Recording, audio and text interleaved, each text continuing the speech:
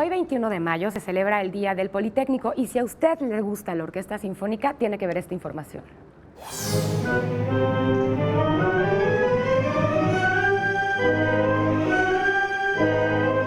La música y las artes se unen en un solo lugar, al sonar los violines, trompetas, violonchelos, flautas, timbales, contrabajos.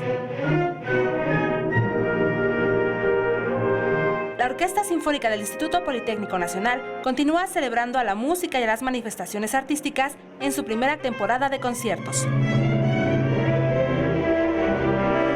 Esta temporada se llama Música, Imágenes e Imaginación y el objetivo es que el público conozca el repertorio básico, tradicional de la música clásica, pero también aquellas obras que están basadas o que tienen un vínculo con las artes plásticas o la literatura.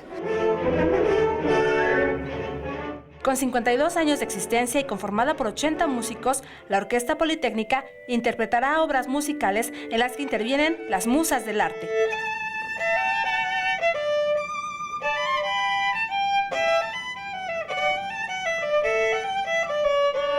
Ese es el punto importante, así es como las artes escénicas están vinculadas entre sí, como son el teatro, la danza, la música, la ópera.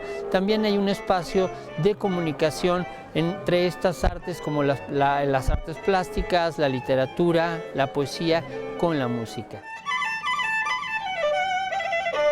Evento que sin duda pone a trabajar la imaginación de los asistentes, quienes se dejarán llevar por el sonido del violín del solista invitado Pablo Sarabia.